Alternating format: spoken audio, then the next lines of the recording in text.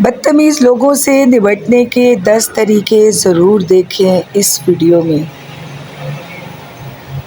इस वीडियो में 10 ऐसे तरीके बताने जा रहे हैं, आप किसी भी बदतमीज़ शख्स को हैंडल कर सकते हैं।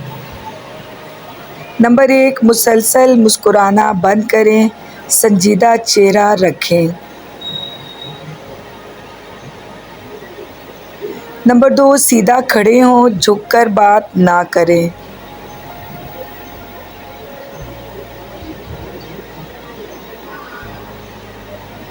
नंबर 3, इनके अल्फाज को दोहरा कर आईना दिखाएं।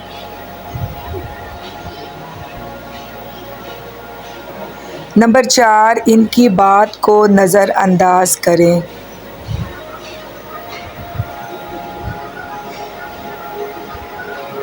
नंबर 5, मुख्तसर और वाज़े जवाब दें।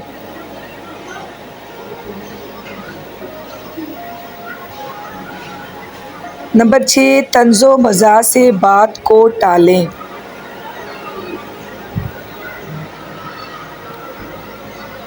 नंबर 7, खामोशी इख्तियार करें।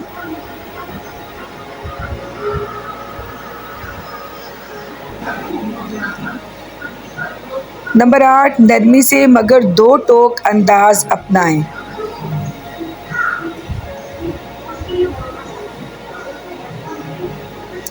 नंबर 9, हरकतों में सुकून रखें, घबराहट ना दिखाएं।